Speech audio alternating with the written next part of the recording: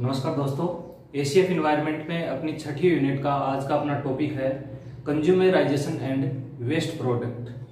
कंज्यूमराइजेशन and waste product एक दूसरे से वैसे जुड़े हुए हैं। पहले तो अपन ये समझें कि कंज्यूमराइजेशन होता क्या है।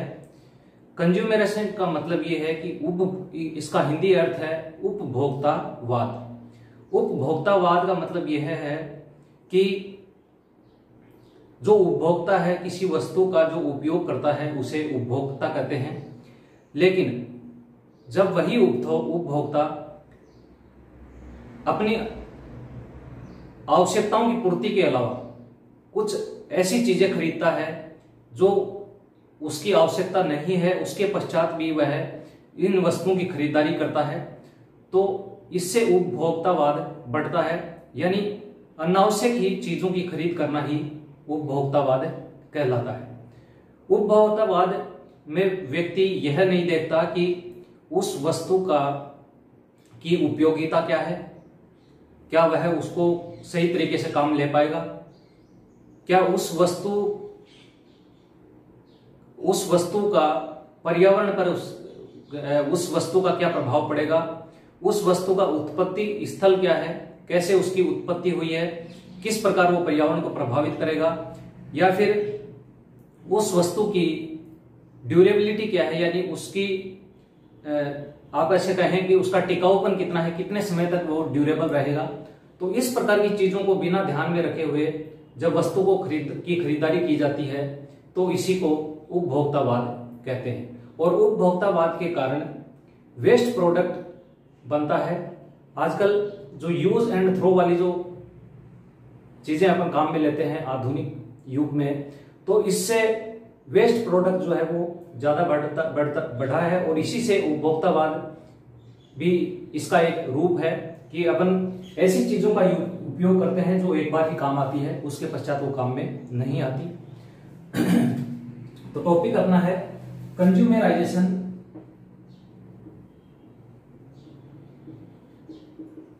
And waste product. Consumerization and waste product. Consumerization यानी उपभोक्तावाद।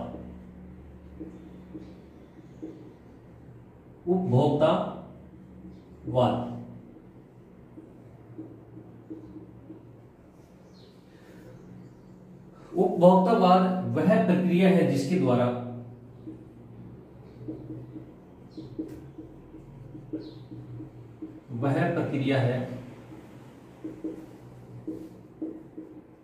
जिसके अंतर्गत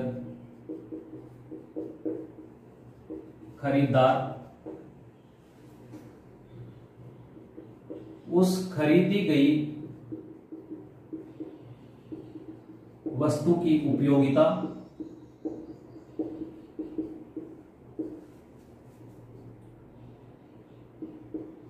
उत्पत्ति,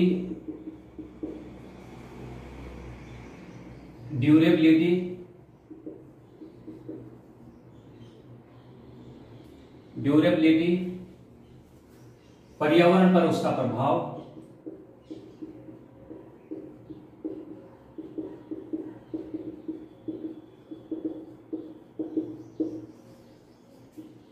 इत्यादि के प्रति अनभिज्ञ रहता है। यानी उसको इस चीज का नॉलेज ही नहीं है कि इस जो खरीदी गई वस्तु है उसके जीवन में क्या उपयोगिता है, उसकी उत्पत्ति क्या है, ओरिजिन उसका क्या है, उसकी ड्यूरेबिलिटी क्या है, यानी वो कितने समय तक रह पाएगी, पर्यावरण पर उस वस्तु का क्या प्रभाव पड़ेगा। इसके बारे में अगर वो अनभिज्ञ है तो उपभोक्ता जो है वो वस्तुओं को खरीदता जाएगा और इससे पर्यावरण पर नकारात्मक प्रभाव पड़ता है।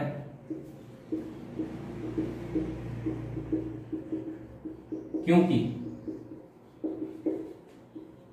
इससे वेस्ट प्रोडक्ट बढ़ता है।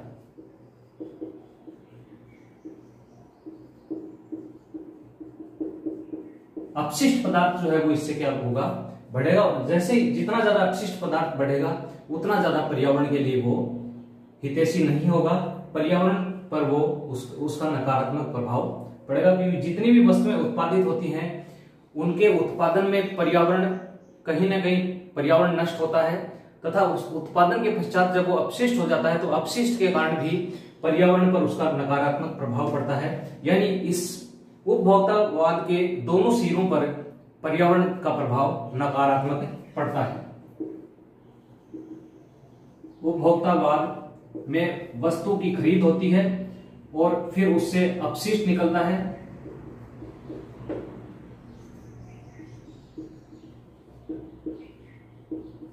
वस्तु की खरीद होती है और इससे अपशिष्ट निकलता है, तो इसमें वस्तु का जब निर्माण होगा तो इससे प्रकृति पर प्रभाव पड़ता है, और जब अपशिष्ट निकलता है तब भी प्रकृति पर प्रभाव पड़ता है। यानी इससे प्रकृति जो है वो दो तरह से दो बार इससे प्रभावित होती है।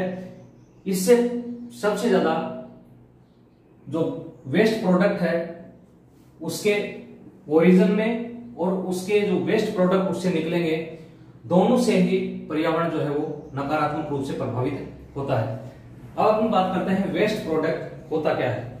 वेस्ट प्रोडक्ट का मतलब यह है कि ऐसा उत्पाद जिसको रिसाइकिल नहीं किया जा सके, रीयूज नहीं किया जा सके और जो पर्यावरण पर नकारात्मक प्रभाव डालता है उसे वेस्ट प्रोडक्ट कहते हैं।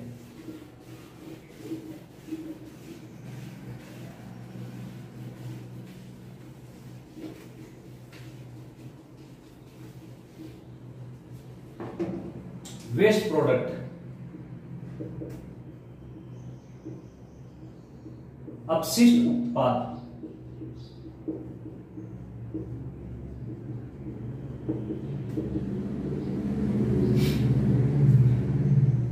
ऐसे मटेरियल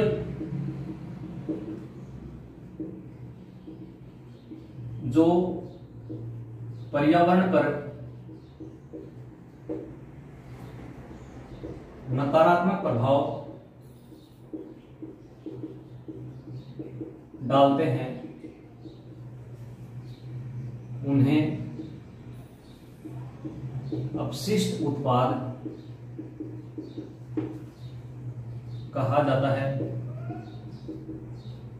अपशिष्ट उत्पाद जो हैं, इन अपशिष्ट उत्पादों का रिसाइकिल,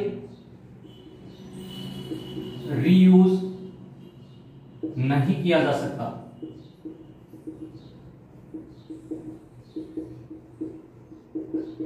यानी जब अपन ने किसी वस्तु को रिसाइकिल कर लिया तो वो एक तरह से अपशिष्ट नहीं रहता, क्योंकि उसको वापस अपन ने उपयोग में ले लिया है। लेकिन ऐसे पदार्थ जिनको रिसाइकिल और रीयूज नहीं किया जा सकता उन्हें अपशिष्ट उत्पाद कहते हैं। अपशिष्ट उत्पादों से कई हानिकारक उत्पाद निकलते हैं, कई हानिकारक गैसें या फिर कई ऐसे हानिकारक रसायन निकलते हैं जो पर्यावरण पर नकारात्मक प्रभाव डालते हैं। अपशिष्ट उत्पाद कई प्रकार से हो सकते, रासायनिक अपशिष्ट, रासायनिक अपशिष्ट, प्लास्टिक अपशिष्ट,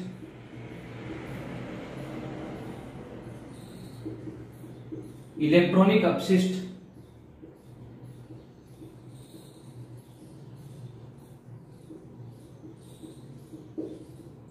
इलेक्ट्रॉनिक अपशिष्ट, न्यूक्लियर अपशिष्ट,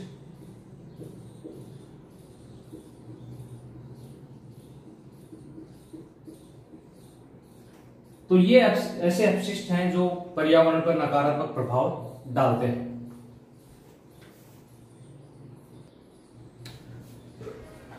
अब है उपभोक्तावाद को प्रभावित करने वाले कारक।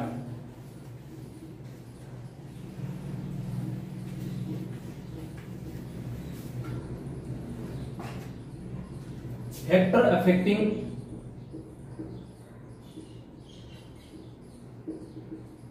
consumerization and waste product। Factor affecting consumerization and waste product. उपभोक्तावाद को प्रभावित करने वाले मुख्य रूप से दो कारक हैं। पहला कारक है पीपल ओवर पॉपुलेशन और दूसरा है कंजप्शन ओवर पॉपुलेशन। ये दो प्रकार के कारक हैं जो उपभोक्तावाद को प्रभावित करते हैं। तो इसके दो कारक हैं, पीपल ओवर पॉपुलेशन और दूसरा है consumption over population. People over population और दूसरा है कंजप्शन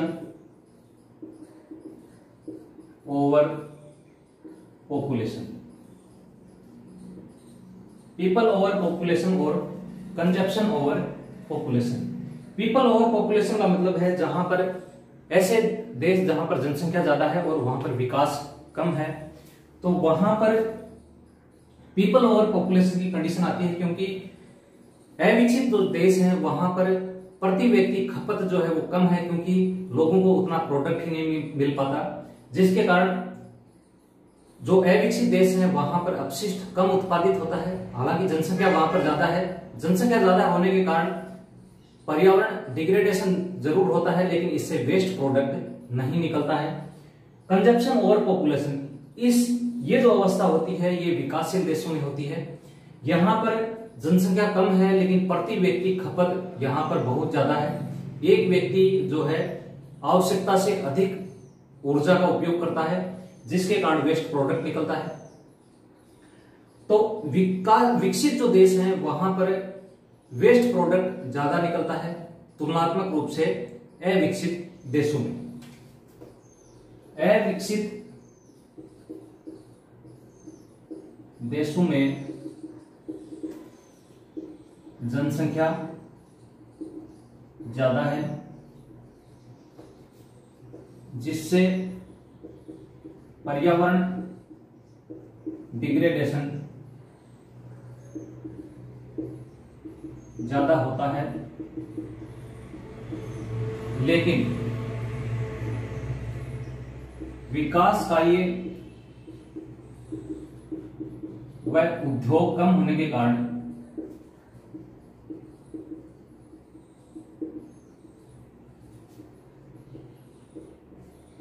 उत्पाद कम बनते हैं, और उत्पाद जब कम बनते हैं तो यहां पर प्रति व्यक्ति खपत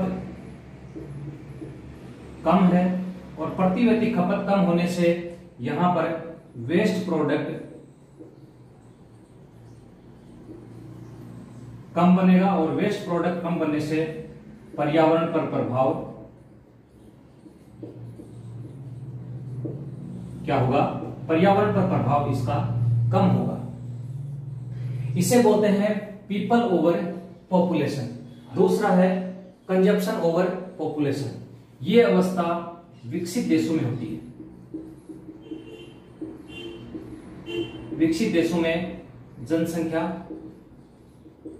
कम है, लेकिन यहां पर विकास अधिक हुआ है, इसलिए यहां पर उद्योग ज्यादा है, और उद्योग ज्यादा होने से यहां पर प्रोडक्ट जो हैं वो भी अपने को ज्यादा मिलते हैं, और प्रोडक्ट ज्यादा मिलते हैं तो यहां पर प्रति व्यक्ति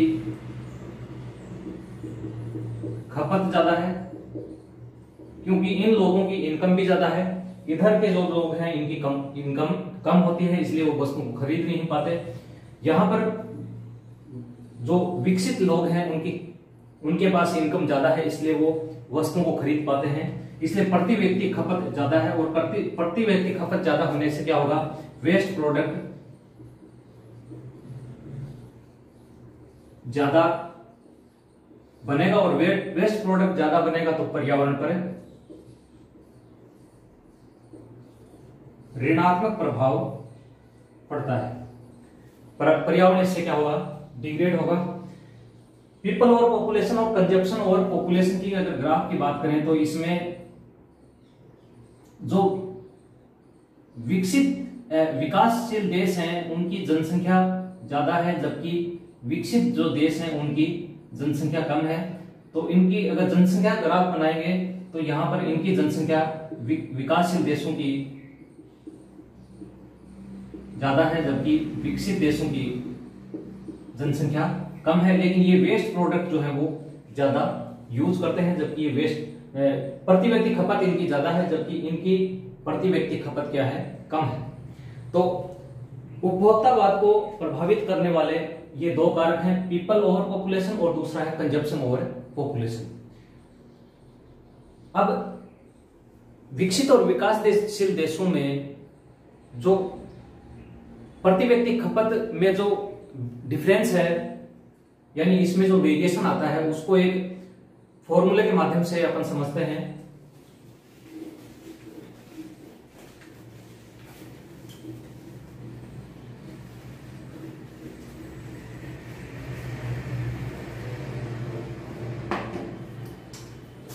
Paul एहरलिच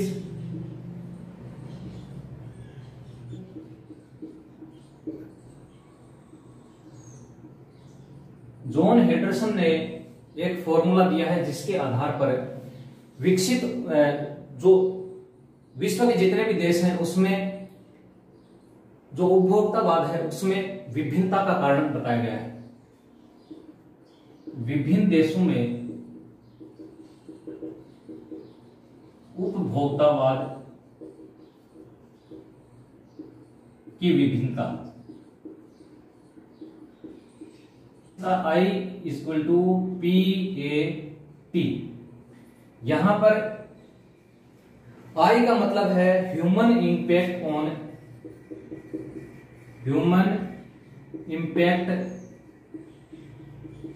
environment, human impact on environment. P equal to population यानी जनसंख्या। A equal to affluence, affluence को प्रचुरता भी कह सकते हैं, इसको अपन विलासिता भी कह सकते हैं, यानी जहां पर ज्यादा प्रोडक्ट उपयोग कर लाए जाते हैं वहां पर। T इक्वल टू टेक्नोलॉजी यानी तकनीक। अब देखो विकसित और विकासशील देशों की अगर बात करें तो इसमें विकसित देश और विकासशील देश। विकसित देश में पॉपुलेशन जो है वो क्या है, कम है, लेकिन यहां पर विलासिता क्या है, पॉपुलेशन यहां पर कम है लेकिन एफ्लुएंस यहां पर बहुत ज्यादा है, और तकनीकी भी यहां पर, टेक्नोलॉजी भी यहां पर ज्यादा है। दूसरी तरफ बात करते हैं विकासशील देशों की। विकासशील देशों में पॉपुलेशन जो है वो बहुत ज्यादा है, लेकिन यहां पर एफ्लुएंस भी कम है और तकनीकी भी यहां पर कम है। इसलिए पर्यावरण को ज्यादा प्रभावित विकसित देश करते हैं, न कि विकासशील देश। विकासशील देशों में जनसंख्या ज्यादा होते हुए भी ये पर्यावरण को इतना प्रभावित नहीं करते हैं। बढ़ती हुई जनसंख्या, एफ्लुएंस और टेक्नोलॉजी ये डायरेक्ट रूप से पर्यावरण पर ऋणात्मक प्रभाव डालती है, यानी PAT अनुक्रमानुपाती होता है आपके A। PAT प्रभावित करता है पर्यावरण को डायरेक्ट रूप से, जहां पर ये दोनों ज्यादा हैं, और अगर ये भी ज्यादा हो तब तो पर्यावरण बहुत ज्यादा प्रभावित होगा। लेकिन विकसित जो देश हैं वहां पर पॉपुलेशन कम है, लेकिन ये दोनों ज्यादा होने से भी क्या होता है, यहां पर पर्यावरण जो है उस पर ऋणात्मक प्रभाव इसका पड़ता है। तो विकसित देश में तकनीक व विलासिता ज्यादा, इसलिए प्रति व्यक्ति खपत ज्यादा, प्रति व्यक्ति खपत ज्यादा, इसलिए पर्यावरण पर प्रभाव ज्यादा पड़ेगा। विकासशील देश, विकासशील देशों में तकनीक व विलासिता कम, इसलिए प्रति व्यक्ति खपत भी यहां पर कम होती है, इसलिए पर्यावरण पर इसका प्रभाव भी कम पड़ता है। तो ये दोनों चीजें हैं। अब बात करते हैं भारत और यूएसए के बीच में अगर तुलना करें एनर्जी की, वेस्ट प्रोडक्ट की, तो वेस्ट प्रोडक्ट उत्सर्जित करने के मामले में यूएसए भारत से कहीं आगे है। भारत व यूएसए में तुलना,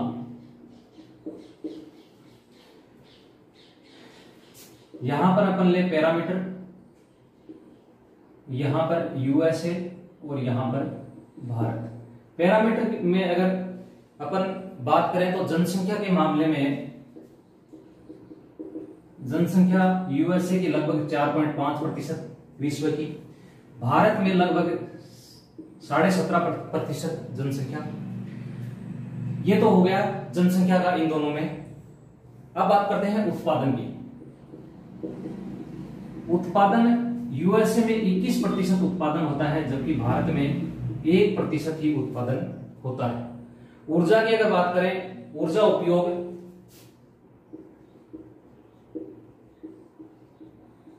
उपयोग यूएसए 25% करता है पूरे विश्व का, जबकि भारत केवल 3% ऊर्जा का उपयोग करता है। अपशिष्ट की बात करें तो अपशिष्ट यूएसए 25% उत्पादित करता है, जबकि भारत केवल 3% ही अपशिष्ट उत्पादित करता है। तो अपन समझ सकते हैं कि किस प्रकार विकसित देशों में उपभोक्तावाद अत्यधिक हावी है और यहाँ पर अत्यधिक विलासिता के कारण पर्यावरण जो है वो बहुत ज्यादा डिग्रेड होता है। अब बात करते हैं सस्टेनेबल कंजप्शन की। सस्टेनेबल कंजप्शन क्या होता है? सस्टेनेबल कंजप्शन का मतलब यह है कि संसाधनों का या फिर वस्तुओं का इस प्रकार उपयोग करें कि अपनी आवश्यकताओं की पूर्ति हो जाए और पर्यावरण पर भी इसका प्रभाव न पड़े। उसे बोलते हैं सस्टेनेबल कंजप्शन। सस्टेनेबल कंजप्शन धारणीय उपभोग। ऐसा उपभोग जिसमें व्यक्ति की आधारभूत आवश्यकताओं की पूर्ति हो जाए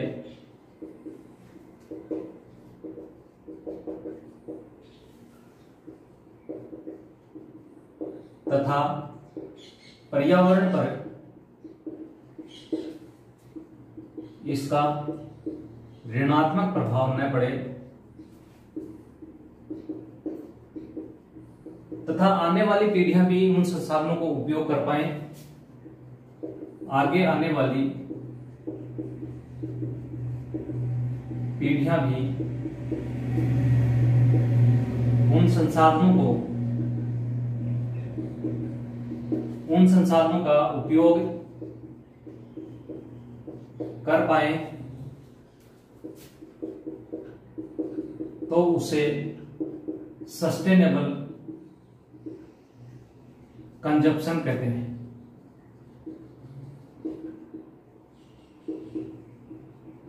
इसे अपन क्या कहेंगे? सस्टेनेबल कंजप्शन कहते हैं। यूनेप द्वारा 1988 में सस्टेनेबल कंजप्शन प्रोग्राम शुरू किया गया। UNEP united nation environment program द्वारा 1988 में sustainable consumption programme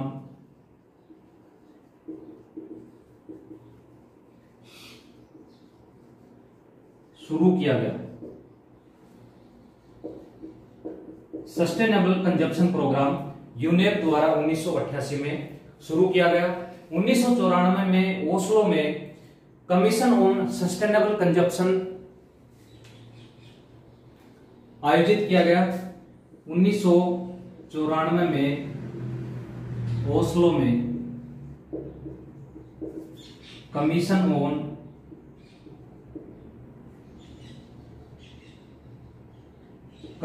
on sustainable consumption आयोजित किया गया।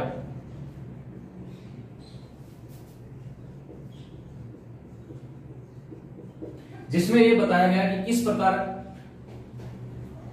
अपन सस्टेनेबल कंजप्शन करके जो समुदाय है, ऐसे समुदाय का निर्माण कर सकें जो सस्टेनेबल डेवलपमेंट, सस्टेनेबल कंजप्शन जो है वो करे। तो इस ओस्लो में जो कमीशन आयोजित किया गया उसका मुख्य उद्देश्य यही था कि लोगों के मध्य जागरूकता पैदा करना कि अनावश्यक जो चीजें हैं उनका कंजप्शन कम किया जाए, इसलिए ये कमीशन आयोजित किया गया। अब बात करते हैं उपभोक्तावाद को नियंत्रित करने के क्या क्या उपाय हैं, या फिर उपभोक्तावाद के कारण जो अपशिष्ट उत्पादित होते हैं उनको किस प्रकार से नियंत्रित किया जा सकता है।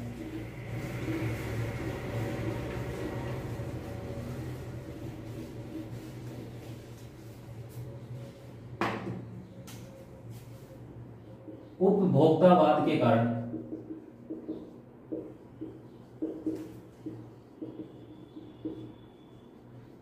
अपशिष्ट उत्पाद नियंत्रण, control of waste generated by consumerization. तो इसके लिए पहला तो अपने को यह करना पड़ेगा कि स्रोत आधारित जितना भी अपशिष्ट है उसको कम करना पड़ेगा। स्रोत आधारित अपशिष्ट कम करना, पॉइंट बेस्ड वेस्ट। दूसरा है 3R प्रिंसिपल। 3R प्रिंसिपल कौन से हैं? रिड्यूस, रीयूज और recycle. Reduce, reuse, recycle. Reduce का मतलब है कि अपन वस्तुओं का कम उपयोग करें। रीयूज यानी वस्तुओं जो उपयोग में लाई है उनको वापस बार बार उपयोग किया जाए। और रिसाइकिल का मतलब है ऐसी वस्तुएं जिनको अपने अपशिष्ट समय के फेंक दिया है उनको वापस रिसाइकिल किया जाए। तो इसके द्वारा भी जो वेस्ट प्रोडक्ट है उनको कम किया जा सकता है। तीसरा है पर्यावरण हितैषी उत्पाद बनाना, इको फ्रेंडली प्रोडक्ट का निर्माण अपन करें। इको फ्रेंडली प्रोडक्ट, संसाधनों का सीमित उपयोग करें। संसाधनों का जो रिसोर्सेज हैं उनका सीमित उपयोग। Limited use of resources. अगला है पर्यावरण शिक्षा और जागरूकता। पर्यावरण शिक्षा व जागरूकता। इन्वायरमेंटल एजुकेशन को बढ़ावा देना। जीवाश्म ईंधन का कम उपयोग। नवीकरणीय ऊर्जा को बढ़ावा।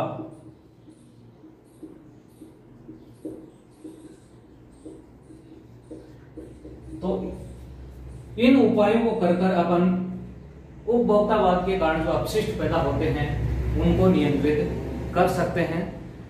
तो ये था एक छोटा सा टॉपिक आपके उपभोक्तावाद। बहुत बहुत धन्यवाद।